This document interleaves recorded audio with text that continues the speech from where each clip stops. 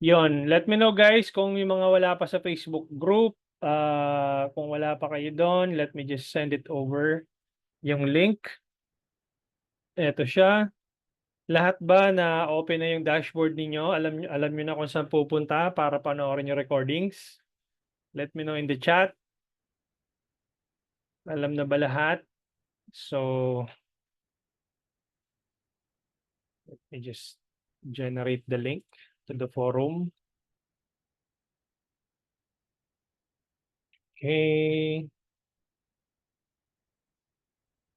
Wait natin yung iba guys.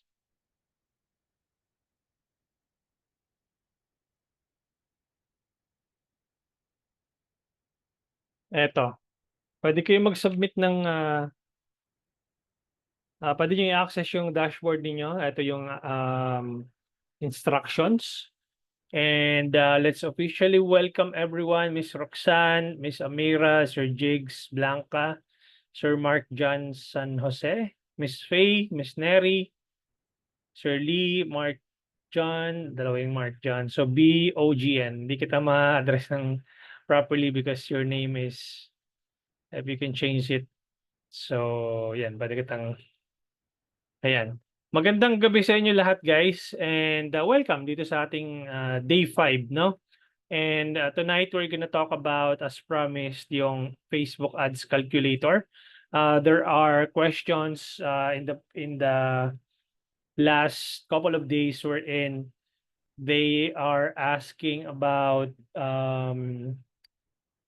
when do I stop or when do I scale my campaign? When do I pause my campaigns? When do I scale my campaigns?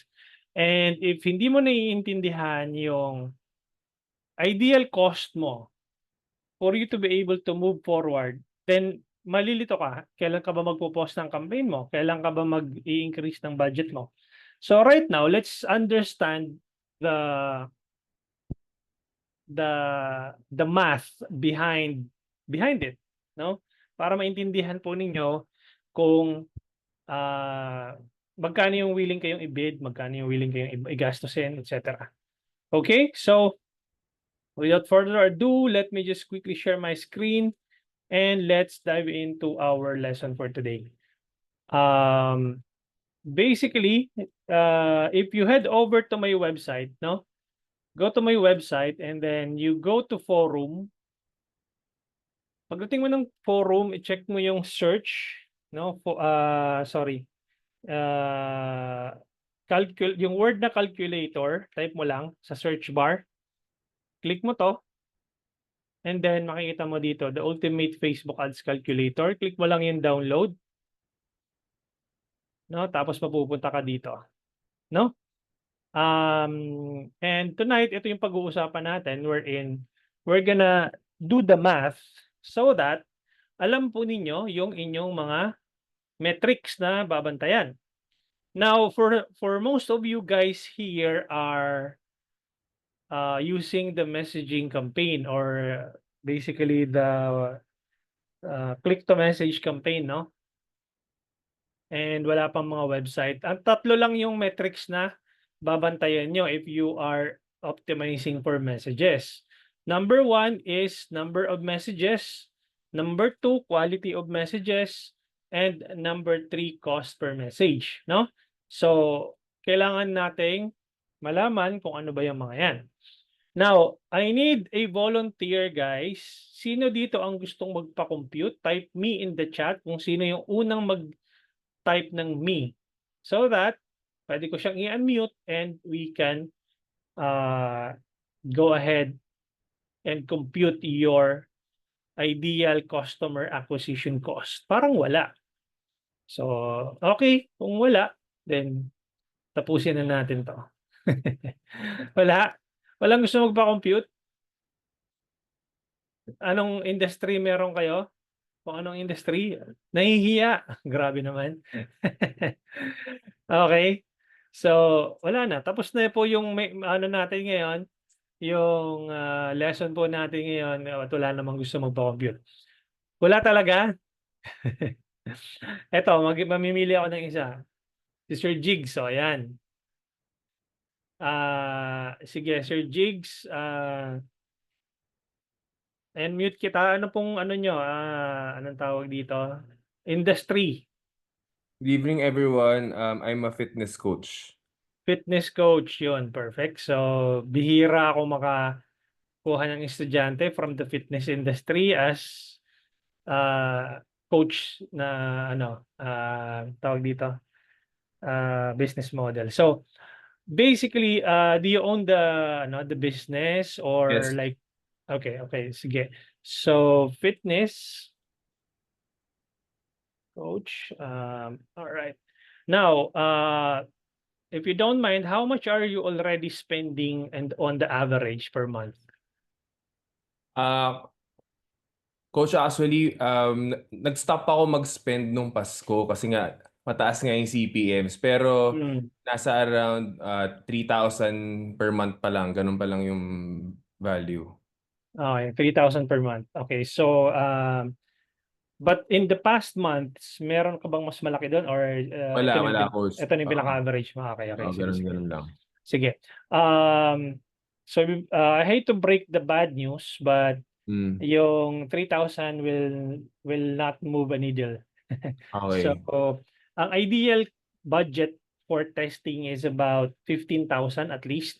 So if you do the math, so 15,000 pesos divided by 500 pesos, so that's gonna be like on the 30-day period, pwede ka na mag-test ng 500 peso budget per day. So that's 15,000 pesos in total. So let's assume that you already have that budget, okay?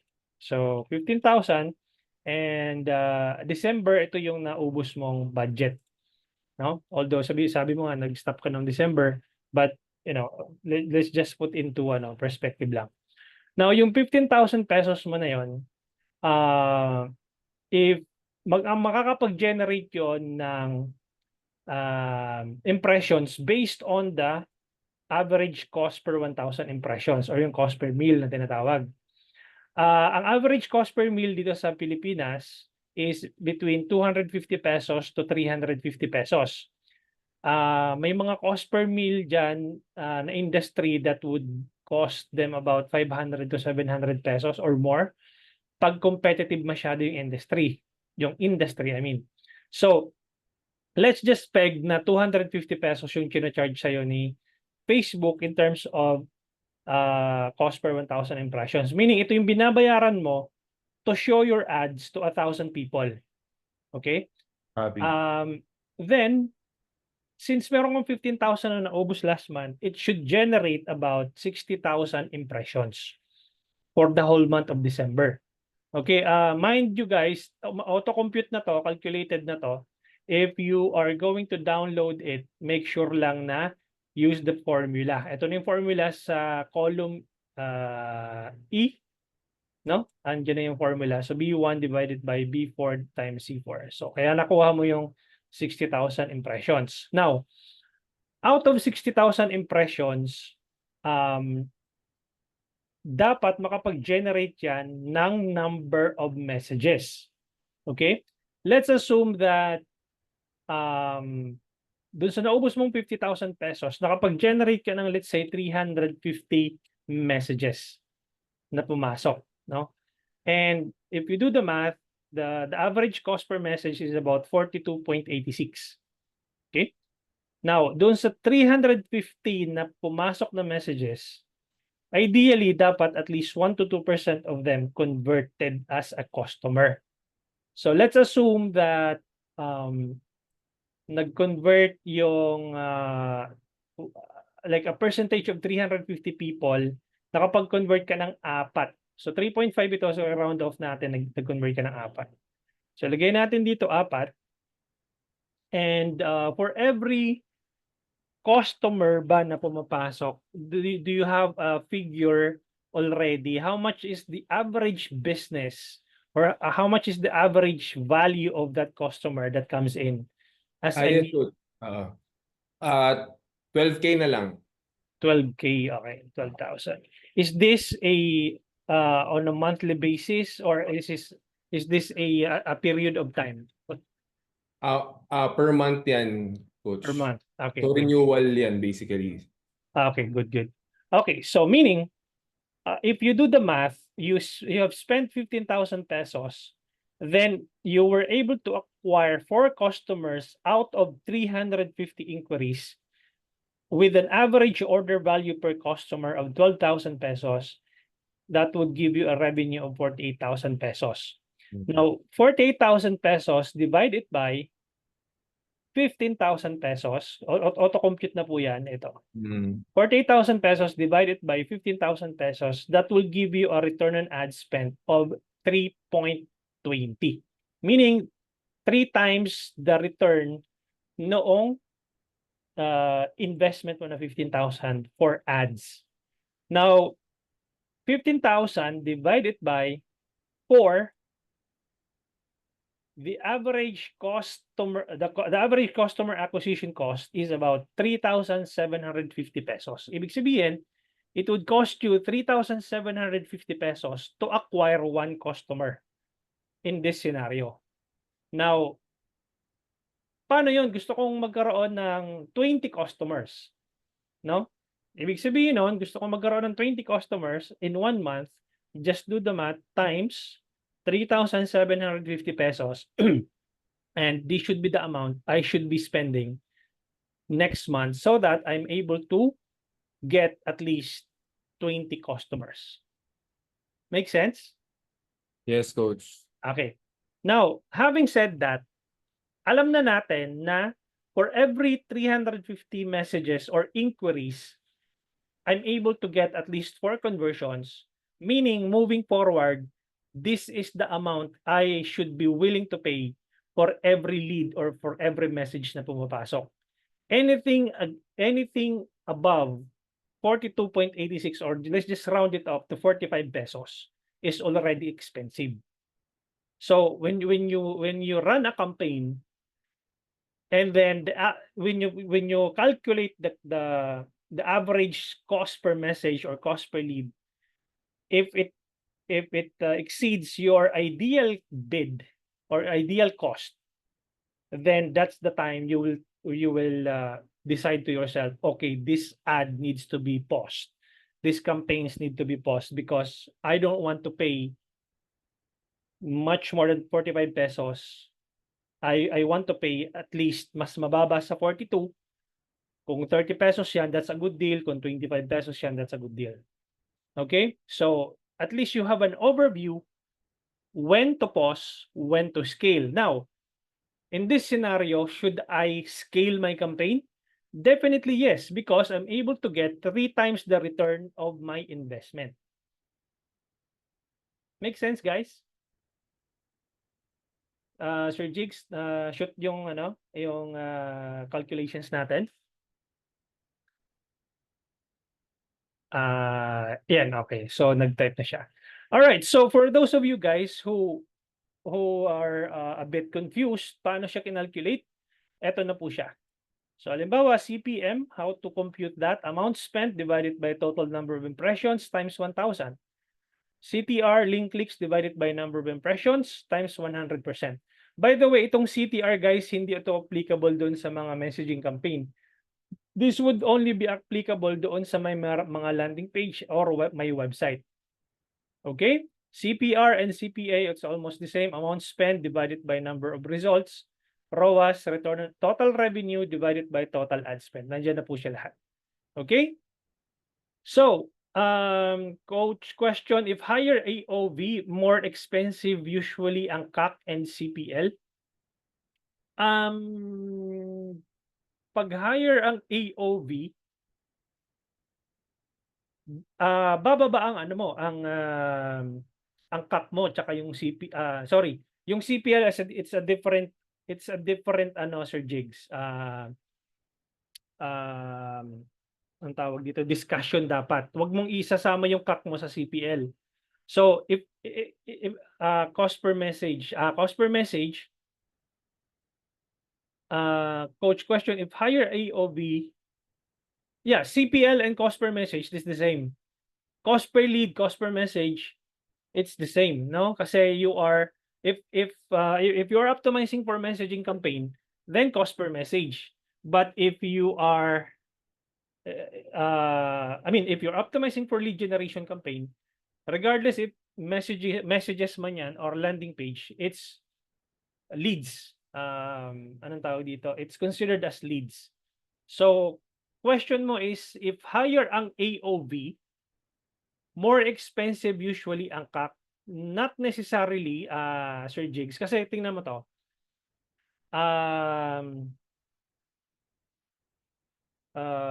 Let's say for example, we hindi ko masyadong na ano yung ano, what I meant was, if your average ticket value is expensive, do you need to spend more for the budget? If your average ticket value is expensive, do you need to spend more on for the budget? I don't think so. I don't think so. Ganito po kasi yan, Sir Jigs, no? Pwede ka kasing mag-spend ng hindi gano'ng kalaki, pero super targeted yung ads, yung audience mo. Meaning, talagang capture na capture ng ads mo yung market na tina-target mo. Then definitely, patayin ko muna 'tong share screen ko, Kung targeted yung audience mo, definitely, with an amount of 15,000 pesos, you'll get a revenue na mas malaki, then yung customer acquisition cost mo mas bababa. Because kung mamumultiply mo yung number of customers acquired, bababa yun. The thing is, kaya nag-positive ka ngayon because ang average order value mo is 12,000. Pero let's imagine na yung average order value mo is, let's say, per customer is, let's say, 1,500. I don't think you will get the same return on ad spend doon sa 4 na customers. Okay, but ibalik natin sa 12,000, with the same budget, 15,000 pesos, no? And then you are able to acquire at least, let's say, 10 customers, your customer acquisition cost will drop significantly. Or from 3,000 something, 750 ba yun, to 1,500 customer acquisition cost. Wala akong binago dun sa budget ko dahil yung percentage of conversions ko ay tumaas, meaning yung CVR, conversion rate, from 1% naging, let's say, sabihin natin 5% to, or let's say 4 or 3.75, 3.75%. No, 3%. Ayun, no. So 3% conversion rate, 'di ba? Ang ideally, ang conversion rate is between 1 to 2%. Now, in this scenario, 3% yung conversion rate mo, so that's 10 customers. So ito na binaba natin dito, 10 customers. So definitely, ang customer acquisition cost mo is bababa din dahil nagkaroon ka ng mataas na CVR. So ihihilahin yung cost, ibig sabihin, hindi mo hihilahin, gaganda yung cost mo to acquire a customer because you were able to have a better CVR. Itong CTR, hindi applicable naman sa'yo kung nagme-messaging campaign ka. Applicable lang sa'yo pag may landing page ka. Okay? Hopefully, nasagot ko yung tanong mo, Sir Jigs. If not, you can... Yan, okay. So, mukhang nasagot ko naman. Next would be like I am selling cars. Do I need to spend more? Again, Sir Arwin, given this scenario, pareho lang kayo ni Sir Jigs. Okay? Sabihin natin na car sales. Okay, ganun din. Kung meron kang nilabas na 15,000 pesos for your total ad spend and sino-charge ka ni Meta ng 250 pesos per 1,000 impressions, that would generate about 60,000 impressions and ika-calculate mo ilan yung pumapasok na messages. Kailangan bilang mo yon sa loob ng isang buwan para ma-identify mo kung magkano yung average cost per lead mo or yung cost per message mo. Ngayon, out of the total number of messages, ilan doon ang conversions mo? 350 ba yung pumasok na messages last month? Then, tingnan mo doon kung ilan yung bumili sa'yo. Ngayon, let's say, 2 tao na lang yung bumili sa'yo. out of 350 na kausap mo na nag-inquire sa'yo, eh, ang komisyonan natin diyan sabihin nating 50,000 pesos per sale, 'di ba? Sino 'to, si Arwin ba 'to? 'Yan, so 50,000 pesos. O sabihin natin 30 na lang, no? 30,000 commission kasi dati rin akong car sales, nagbenta rin ako ng kotse. So, sa dalawang customer na na-acquire mo, nagkaroon ka ng 60,000 na revenue. So, ibig sabihin nun, if you do the math, 60,000 divided by 15,000 yung total ad spend mo, ay di meron kang 4 times return of your ad spend. Ang customer acquisition cost mo is about 7,500. Meaning, it would cost you 7,500 to acquire a new customer. Does that make sense, Sir Arwin? Kung hindi, let me know. I'll ano tawag dito, elaborate it for you again. So, Sir Cesar, kasali po ba sa 5-day challenge yung pag-link ng landing page sa Facebook Ads Coach? Sorry kaka-join lang. Hindi po, Sir Cesar. Nasa advanced lessons po siya. Dito niyo po makikita pag gusto niyo pumunta sa advanced lesson ng landing page and conversion tracking ng website. So, nasa senior specialist po yan, but I would suggest digital scientist po yung kunin niyo para at least makuha niyo po lahat ng courses. Okay? Sino pa gusto magpa-compute? Pag hindi naiintindihan, let me know, guys. Wala na? Mukhang wala na. Makakapag-ano na ako. Makakapag-dinner na ako. Wala na ba? Anong industry meron kayo? Maganda sana kung yung nakakapag-spend na kayo ng mga around 20,000 pesos per month man lang sana or 30,000 pesos para at least medyo may data talaga yung pag-uusapan natin. Okay? So, wag kayong mag-i-expect na sa halagang 3,000, 5,000, eh meron na kayong anong tawag dito? Positive results. Kung meron nang pumasok na positive results, most likely sa English fluke 'yon o sa Tagalog tsamba.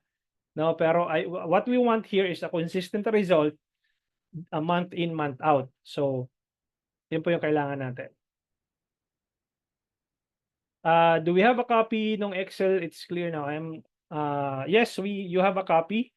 If na-late ka ng konti, you can watch the recording, but if not, you can download the file here. Andiyan na siya. Si Sir Arwin spent like 50K already, yon. So, kayo po yung nasa ano, no? Ayan, i-unmute kita, Sir Arwin, ha? Nasa car sales. Baka naman yung 50,000 for the whole year yun, ha? Let me be very clear, baka mamaya yung 50,000 mo pang whole year yun. Sige, Sir Arwin, unmute yourself. Yes, hello, Coach. Yung 50,000 mo ba, sir, 1 year na yon o 1 month? Mga 1 month. Okay, so Start na ako this January. Mga siguro almost 40. Nasa state. Palis pa ako daw. 50. Okay. So, yung 50,000 mo na yon, ilang customers na yung, ilang client na yung Isa pa lang eh. Isa pa lang yung done deal. Done deal, okay. Now, kasi hindi ako yung commission based. Ako yung mismo owner, kumbaga. okay. Paano ba yung... Teka, second hand ba to? Yes. Okay, gets. Okay, meron din akong client na ganun before. So, let's do the math. Kala ko commission-based ka eh. So, car sales, used car sales. So, 50,000 pesos, no? Nasa harap ka na ba ng ads manager mo ngayon? Hindi. Nasa ads manager ka ba? Nakaharap ka ba sa computer ngayon? Sir Arwin? No, sir. Okay. So, let's assume lang, Sir Arwin, na ang iyong cost per 1,000 impressions is 250 pesos. That will give you about 200,000 impressions. Nasa kotse ka, okay. So, matatansya mo ba or at least may estimate mo ba yung total number of messages na pumasok sa'yo sa halagang 50,000 pesos? Meron ka bang rough estimate man lang? Meron ba 'tong 800 messages? Mga 1,000, okay, mga 1,000 siguro, okay, sige. So, yung total number of messages is 1,000, then definitely ang cost per message mo or cost per lead mo is 50 pesos. Okay? Dahil may na-close ka na isa, okay, sabi mo may done deal kang isa, magkano yung kinita mo do'n? Because itong AOV na 'to, puwede mo 'tong i-compute as net or gross, 'no? So, magkano yung kinita mo sa isang customer na 'yan, do'n sa na-close mo na 'yan? Around 70K, pero ano ba 'to, gross o net?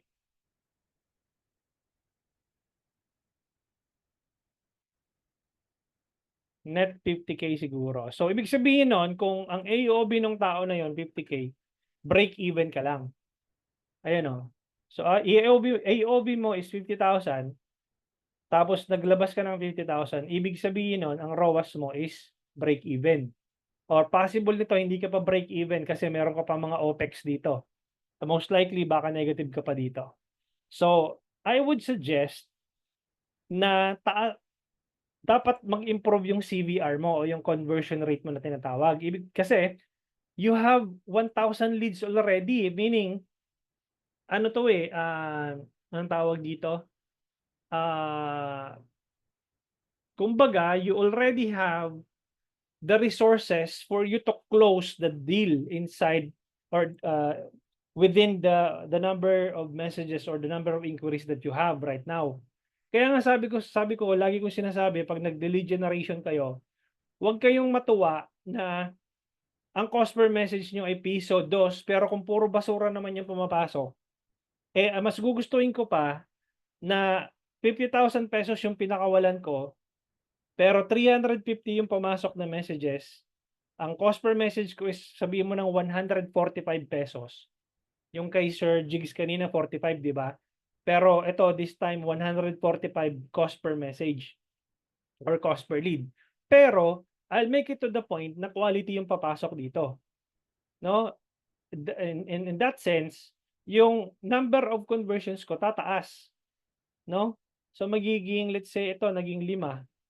Oh, definitely 50,000 wala akong binago dun sa budget ko, pero dahil tumaas yung CVR ko, nagkaroon ako ng mataas na conversion rate, no? Sabihin natin ito 1.5%.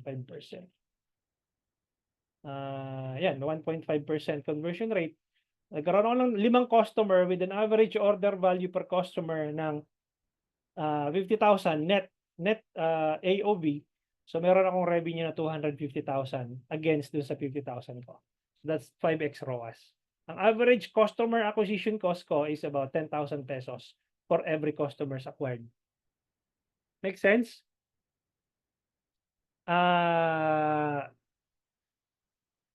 Sir Arwin, pero ang dami ko inquiries, like meron mga this week pa lang potential, so hopefully bumalik. Okay. So ganito Sir Arwin, no, pag high ticket talaga, pag high ticket sales or high ticket offer, it may take some time. For example, when I say high ticket, nasa car sales ka, nasa real estate ka, nasa finance industry ka, or nasa life insurance industry ka, it may take some time before sila sumabog as a customer, no?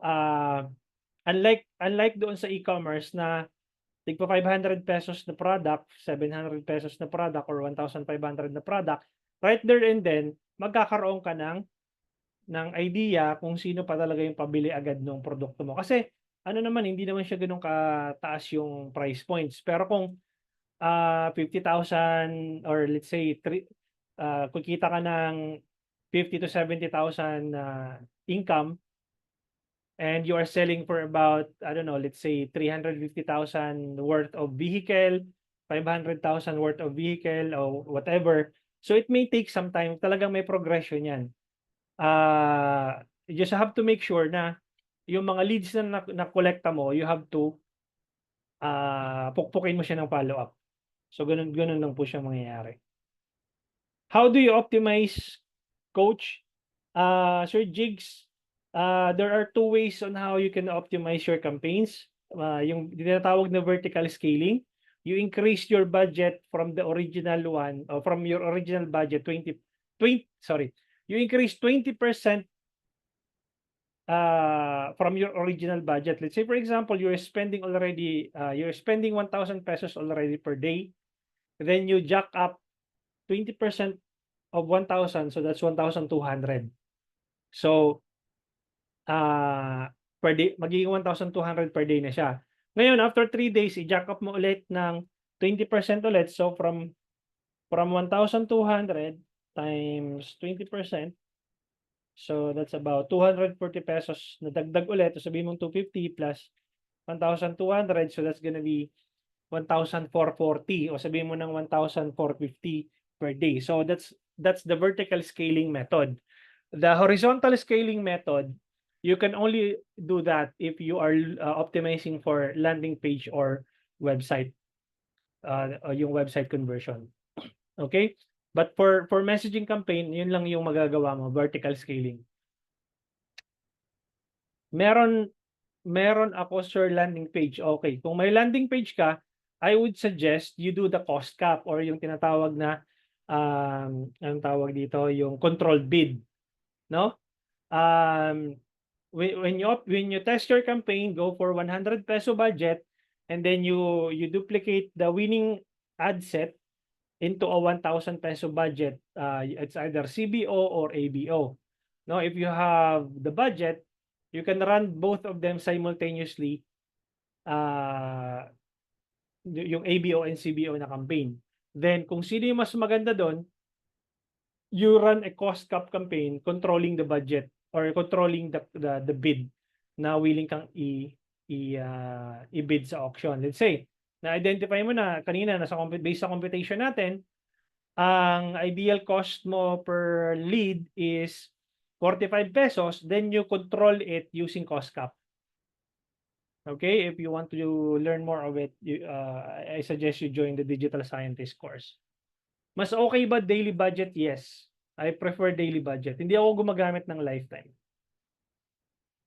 I have a question, Coach. Medyo outline siya sa discussion about sa marketplace. Good ba na mag-boost doon or sunog lang siya sa pera? Pag nag-boost ka kasi na Sir Lawrence sa boost post and you select marketplace, you can also do that inside the ads manager. The proper way of boosting it inside the ads manager. Kasi doon sa ads manager, meron din namang marketplace doon eh. And it's not just a marketplace yung isa-serve mo na ad placement, but all of the ad placement ni Facebook. That's the reason why I encourage you guys to utilize the ads manager instead of boosting a post, because limited lang ang kaya mong gawin dun eh. No? Ang kaya mo lang gawin sa boost post is engagement, because the default of boost post is engagement. Wala kang website conversions,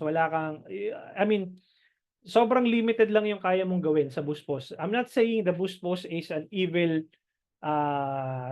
campaign objective, but what I'm saying is, if you want to get the most out of your budget, use the ads manager. Preferably, magkaroon ka ng landing page or website so that you will get quality leads or quality customers na papasok sa funnel mo. And just to give you an idea, guys, na nag-run ako ng messaging campaign, ayun, may mga basurang pumapasok na leads. Nakakausap ko, mga ibang lahi, mga Arabo. Alam mo yun, imbis na Pilipino yung kausap ko, ibang lahi nakakausap ko. When I switch to a landing page or a website, na-target yung audience ko. Talagang happy na ako doon sa quality ng leads na pumapasok. Okay? Sir Cesar, if client ko nasa US, Coach, ano ba mas maganda na currency gamitin? PHP or USD? USD if your client is from the US, no? And you should use the ads manager of your client, not your own business manager. Okay? Sagutin ko yung iba dito sa taas. Do you use FB rules for scaling? or manual edit lang sa budget. Dati gumagamit ako ng FB rules, pero this time hindi ko na siya ginagamit. Ang ginagamit ko is yung cost cap. Mas madali lang kasi. Okay, kinokontrol ng cost cap yung budget ko at hindi siya pinapasabog.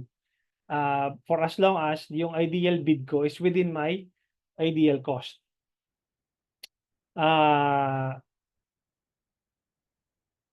Si Chris, Miss Christine yata to, yun yung kagabi. Coach, my client is a SEO white label agency based in PH but targeting US market. We do not have idea how much to be the 1 month budget. He wants campaign to be evergreen. We tried 500 to 1,000 peso budget per day pero skeptical siya sa result na leads. Here's our result for 1 month. Total ad spend is 40,000 pesos. Total leads generated is 55. Ibig sabihin, if your client have spent 40,000 pesos, divided by 55 leads, ibig sabihin nun, ang cost per lead mo is 727 pesos. Now, out of 55 leads, SEO white label agency siya and you are targeting business owners sa US, ay talaga naman, kulang yung 40,000 pesos mo na yan. No? Ang kalaban mo dito, Miss Chris, sabihin mo dun sa client mo na SEO, white label agency, yung 40,000 pesos mo na yan, sir, pan-testing lang po yan. Kung sa Pilipinas, kaya mo mag-test ng 15,000 pesos, sa US, maganda ka na ng mga 80,000 dyan hanggang 200,000 hanggang 250. So 250 pesos, 250,000 divided by 58 pesos. Yan, mga 3,000 to 4,000 USD yan dapat. Kasi ako nung anong tawag dito, nung nag-handle pa ako ng US client, minimum na sa akin yung before pa yun 1,500 USD. Pero masyado nang maliit yun. Yung ibang agency, $50 per day sa testing eh. So $50 per day times 30 days, 1,500 sa testing pa lang yon. So roughly mga ano diyan, mga maganda na yung 150,000 pesos to 250,000 pesos na ilalabas mo talagang budget. So talagang mamumuhunan ka diyan. Pwede po pa-explain CBO versus ABO as simple as possible. Sir Jigs, ABO, you are optimizing for your budget is in the ad set level. Ibig sabihin nun, anong tawag dito? Paano ko ba teka, meron akong explanation yan sa sa Facebook page ko. Basically, you are using ad set budget optimization. Meron ako niyan para pag CBO, ang ABO kasi ang ginagamit ko lagi yan pag nagte-test ako. Okay, pag nag-i-scale ako, I use CBO and ABO pareho. Ito, Sir Jigs, no, send ko sa'yo dito. Para at least, save mo na lang din tong link na to. Nasa page ko naman yan. So, basically, kaya ako ginawang 100 pesos per ad set because per ad set, ang gusto ko, ang nilalagay ko lang doon is one ad. Isang ad lang yung nasa loob nung ad set. And solo niya yung 100 pesos. Drawing ko na lang kaya para mas makita mo.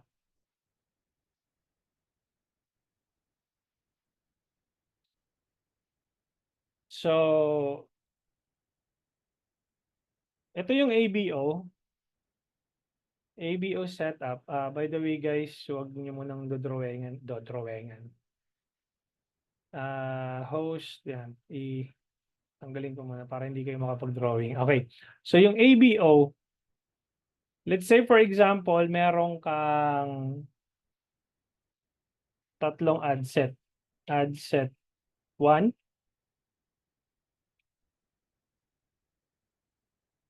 ad set 2, ad set 3. Okay. Then, per ad set, meron kang let's say 500 pesos budget. Okay? Tapos, ay,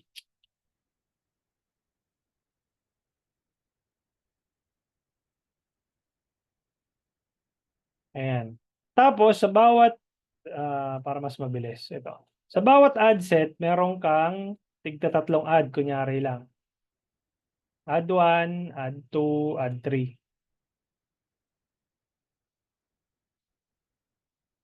So, tatlong ad din meron dito. Dapat tatlong ad din yan.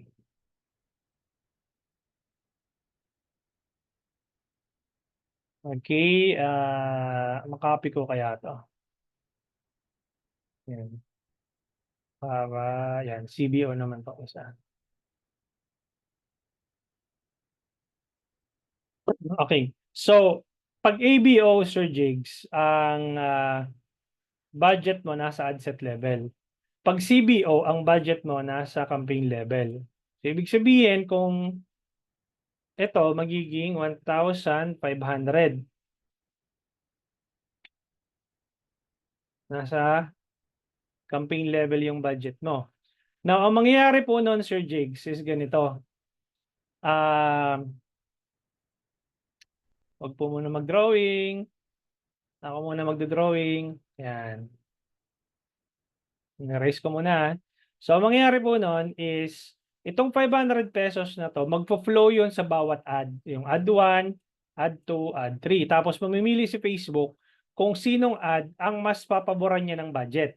Same thing with this one, yung ad set 2 mo, magpo-flow din yung budget sa ad 1, ad 2, and 3. So, may mga cases na halimbawa, yung sa 500 budget mo, ito will get 200 pesos. Ito will get 100 pesos. Ito 100 pesos lang din.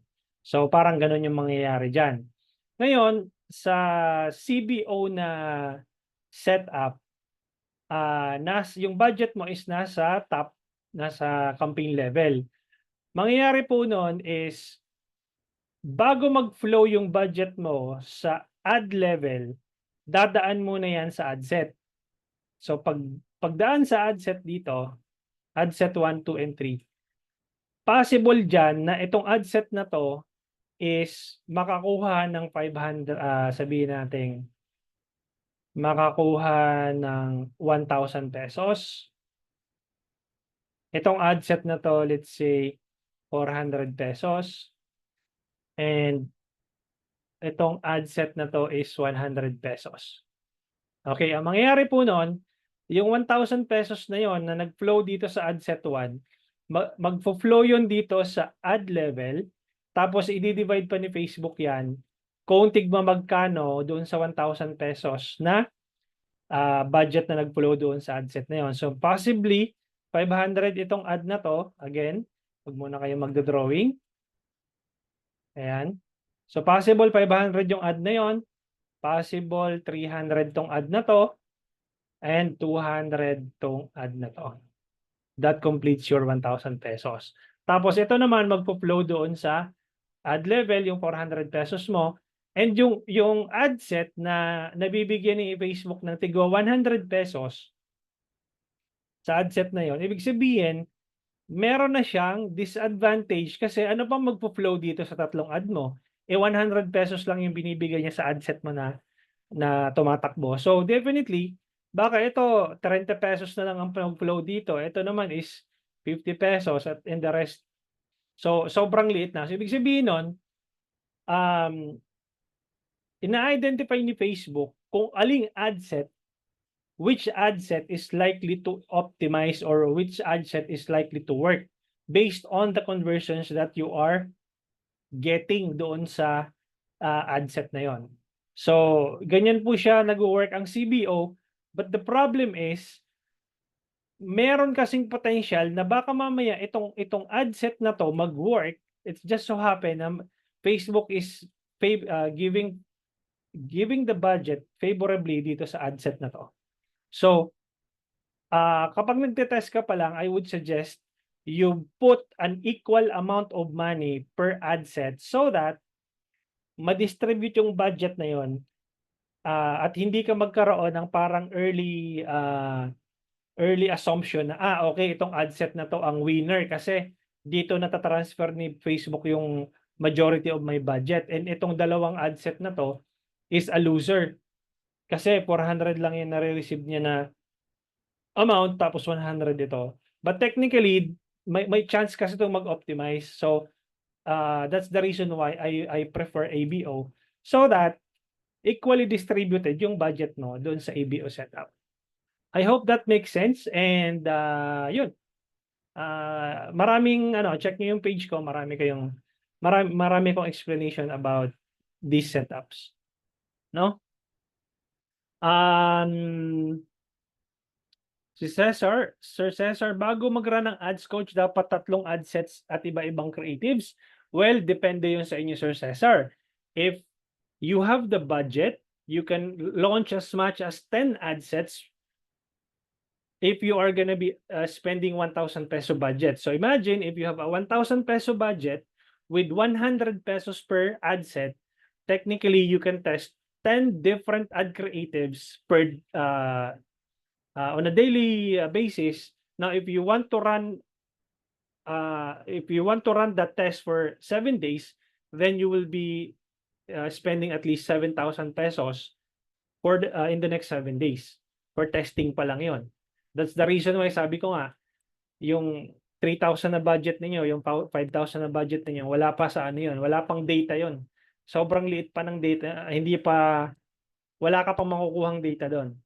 No? So I would suggest pinaka-drop mo na test budget is 15,000 pesos. Better kung if you have a much larger budget to test, then it's up to you. So makakasagot nito, Sir Cesar, nung tanong mo is ikaw din. Because dapat ba 3 ad set? You can launch as much as you want for as long as kaya mong support yun ng budget mo. Okay? At iba-ibang creatives, pwede naman, Sir Cesar, make sure lang na mataas yung budget na ginagamit mo, hindi 100 pesos. So that could be 500 pesos or 1,000 peso budget per ad set. But if you're gonna be optimizing for 100 pesos or 100 peso budget, then make sure no isang ad creative lang yung laman nun. Okay? Anong campaign objective ang gamit mo for retargeting? I'm optimizing for dalawa yung retargeting ko minsan na ginagamit. Messaging campaign tsaka website conversion campaign, Sir Mark. Okay? Tama ba, coach, ang ginagawa ko? Creative test campaign 7 days for e-com. Next launch audience test campaign. Scaling campaign best audience plus best ad. Hindi ko gets. 7 days, next launch audience test campaign scale. Hindi, paki-elaborate, Miss Chris, no? Hindi ko masyado nasundan. Yung 15K ba isang bagsakan or every week hanggang maging 15K?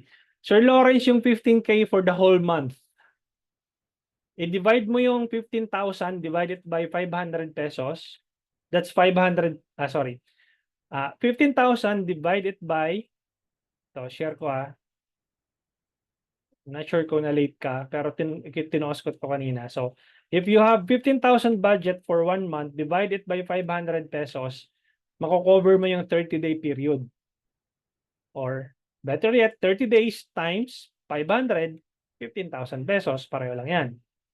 Ibig sabihin nun, in the next 30 days, ito yung kailangan mong budget na ubusin para makapag-test ka ng limang creatives per day.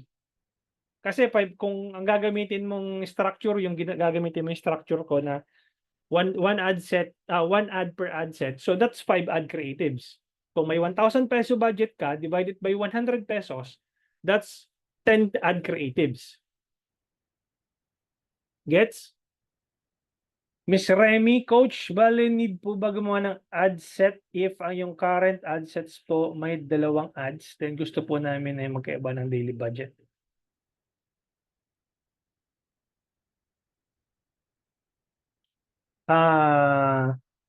Need po ba gumawa ng new ad set if yung current ad sets po may dalawang ads, then gusto po namin magkaiba ng daily budget? Pwede po bang i-duplicate yung ads na yon sa gagawin na bagong ad set? Yes, i-duplicate mo yung ad set. Duplicate mo yung ad set and increase mo yung budget dun sa duplicated ad set. Miss Remy. Okay? Kaya nga sabi ko sa inyo, yung 100 pesos mo, pwede mo nang ipang-test yun. Tapos pagka nag-work na yung 100 pesos mo, tsaka mo siya i-duplicate with a much larger budget. So preferably 1,000 pesos. What's the advantage of testing just one creative per ad set versus 3 creatives na sabay-sabay again in one ad sa testing phase? Sir Mark, I'm not sure kung nandito ka nung nakaraang lessons, but think of this way. Ang advantage ng merong isang creative per ad set is you can test multiple ad creatives with a small amount of budget. Ito, ulitin ko. Meron kang 1,000 pesos na budget per day. Kapag hinati-hati mo yung 1,000 pesos sa na tigwa 100 pesos,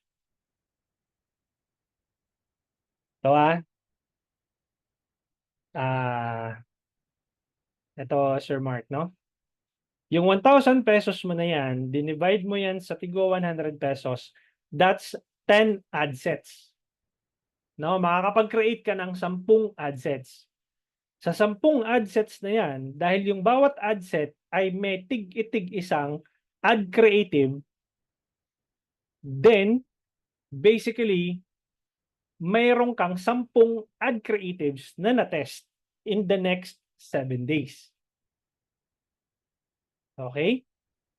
And then in the next 7 days, kung 1,000 peso budget yun times 7 days, so that's 7,000 pesos. But kung ang gagawin mong setup is 1,000 pesos sa isang ad set, and yung ad set na yon, meron lang 3 hanggang 4 na ad creatives, pag minultiply mo yan sa 7 days, 7,000 yung nagastos mo, by the end of 7 days, ang na-test mo ay 3 or hanggang 4 na ad creatives lang. Versus doon sa 10 na creatives na na-test ko against doon sa setup na meron ka. Tingnan mo to.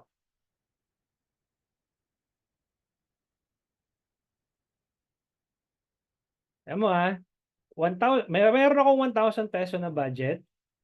Dinivide ko yan sa 10, dito na lang siguro sa ano, para mas mabilis. Tingnan mo paparealize ko sa iyo yung advantage nung setup na ginagamit ko.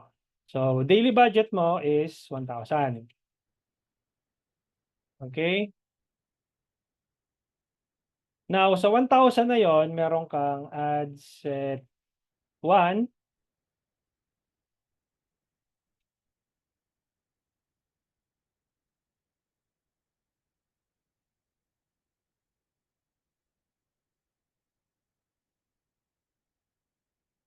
and bawat ad set, meron kang ad na tinetest. Yung kunyari, ad 1.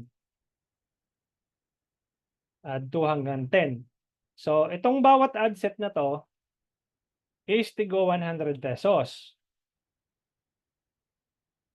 Ayan. So, that would give you a total of 1,000 pesos na daily budget. Okay? Meaning, may 10 ad creatives akong na-test. So, if I do the math, minultiply ko yan into 7 days. So, ito, 7 days, period.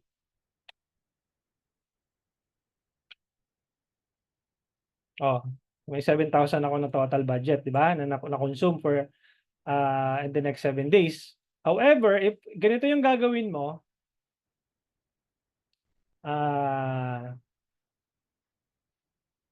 ganitong setup yung gagawin mo, 1,000 pesos, pero isang ad set lang ang meron ka.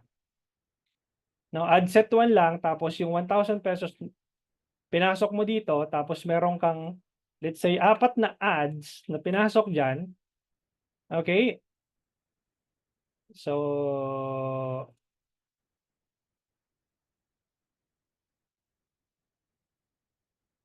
yan, tapos 7 days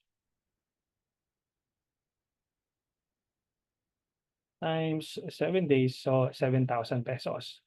So, nakita mo yung diferensya ng dalawa? Pagkatapos ng 7-day period, 4 lang yung na-test ko na ad.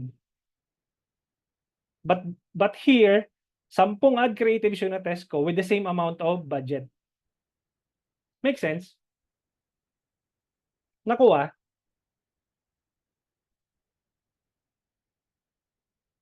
Okay? So, yun yung advantage nung setup na ginagawa ko. Coach, do you do interest per ad set sa testing? Yes. And interest and broad. Meaning, dalawa agad yung tumatakbo ko. Broad, tsaka interest-based. And depende kung may wiggle room pa ako, may additional budget pa ako na na pwede kong idagdag din. So, di ba? Question, yung sample mo, same audience siya sa pagtitest ng different creatives? Yes, Sir Mark. So, halimbawa, itong interest nito is, say for example, I don't know, basketball. Puro basketball yan. Basketball sila lahat. So, ad set 2, nawala na yung bilang natin. Yan, basta puro basketball yan, tapos tigo 100 pesos. Magkakaiba lang ng ad creatives. Tapos, pare-parehong ad copy yan. Okay, pare-pareho silang ad copy. So, ad 1, C1, H1. Ad 2, C2, H2, etc. So, ganun siya. Gets? May natutunan ngayong gabi? Kung wala, wala na. At ititigil ko na tong kahibangan na to kung walang natutunan. Okay, magkaiba analytics bawat ad set ko. Yes, magkaiba 'yon. Okay, magkaiba yung Sir Cesar. Itong mapapansin mo diyan na itong let's say ad 3 or ad set 3 mas nagwo-work yan as compared to ad set 8 or 9. Magkaiba sila ng magkaiba sila ng makikita mo diyan agad. Ito yung classic example pinakita ko sa inyo noong nakaraan, di ba? Noong kahapon, doon sa isang campaign ko. Pakita ko yung actual campaign ko para makita nyo yung yung ibig ko sabihin. Ito, yung testing ko, ito yung itsura niyan. Tapos, ayan 1, 2, 3, 4, 5, 6, 7, 8, 9, 10, 11, 12. Tapos makikita mo dito, kahit natig 100 piso yan, malalaman ko kaagad na, ito, kamukha nito. Naka 800 na to. Pag nag-impression to ng 1,000, yun, papatayin ko na, nakapatay na yan. So, tingin ko na mabot na ng 1,000. Ayun naka 1,000 impressions na yan, 1,080, kaya pinatay ko na dahil wala siyang lead na pumasok. Next, itong stock number 7, nagkaroon na siya ng reach na 1,011, so most likely ang impressions niyan is nasa 1,000 plus din. Ayun, 1,255. So pinatay ko na siya. So nagtira na lang ako nung tinetest ko na number 4, number 10. Mapapansin nyo dito, even though itong mga to is may mga results, pinatay ko siya. Bakit? Kasi nag-launch na ako ng bagong campaign with a 500 peso budget. Ayan na siya, 500 peso budget na siya kasi na-identify ko na siya from my testing campaign na itong ad set na to tsaka ito, yung laman na ad creatives nito is already working. Ibig sabihin na meron na siyang kumbaga may napatunayan na tong ad set na to, yung dalawang ad na to, ang ginawa ko, yung laman ng dalawang ad na to, pinasok ko na dito sa validate campaign ko na ABO. Doon sa binigay ko sa inyong framework, I can actually create another campaign using CBO setup. So, ang gagawin ko lang is i-duplicate ko lang to, duplicate with current settings, continue, duplicate, and then papangalanan ko to ng CBO. And what I'm gonna do is just turn it on, yung Advantage Campaign Budget. Turn it on, and then depende sa akin kung lalagyan ko ng 1,000 or 500 peso budget. I chose 500 peso kasi yung audience size hindi siya ganun kalaki. Kaya 500 will do. So ang mangyayari nun, isang ABO na tumatakbo, isang CBO na tumatakbo, I can run them simultaneously. Now, since I'm able to determine how much is the average cost per lead na pumapasok, Meta is giving me for about magkano na yung total ad spend ko? 10,234. 10,234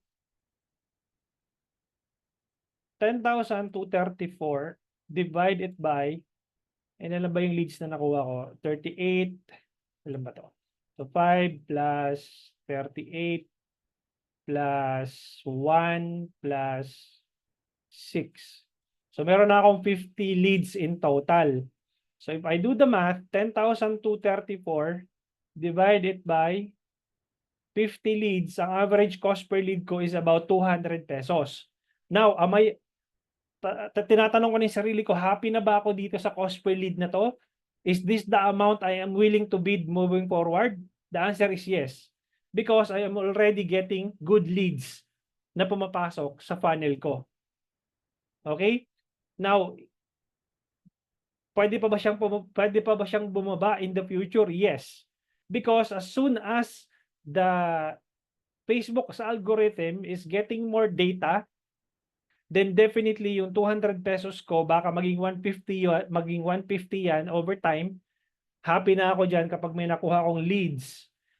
Ang cost per lead ko is 100 pesos or below in the next 3 months. Make sense?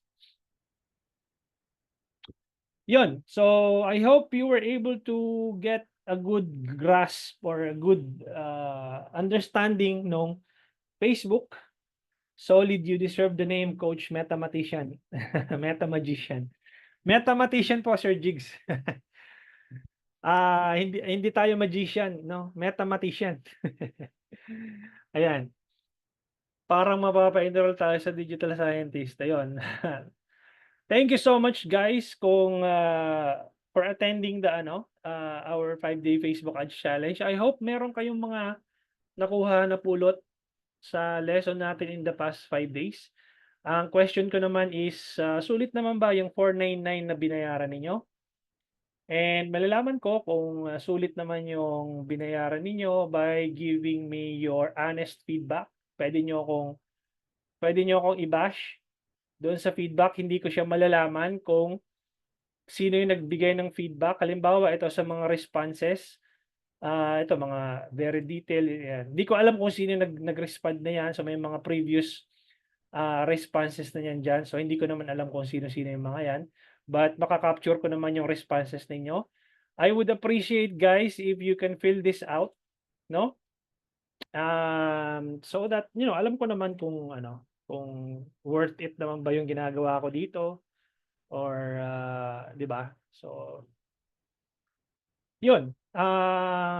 Maraming salamat for joining. Send ko din tong yung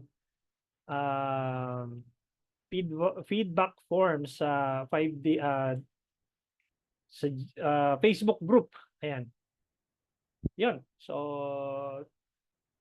yan. So kung sulit naman, maraming salamat. And I'll see you guys around. You can ask questions doon sa Facebook group natin. And yun. Mga gusto mag-upgrade, I would appreciate if you can join my inner circle. And if hindi naman, okay lang din naman. So, yun. Maraming salamat everyone for joining our challenge. And yeah, just message me dun sa Facebook group natin. I would appreciate it. By the way pala, you can post questions here dito sa forum, no? Sasagutin ko naman yan dito sa forum natin. Just submit all your questions. Click nyo yung forum. Tapos nandito may mga previous questions naman dito ng mga sinasagot ko po yan, no? Pag may time ako, obviously. Pero if you want a anong tawag dito, responsive response, then I would suggest you join the Digital Scientist course.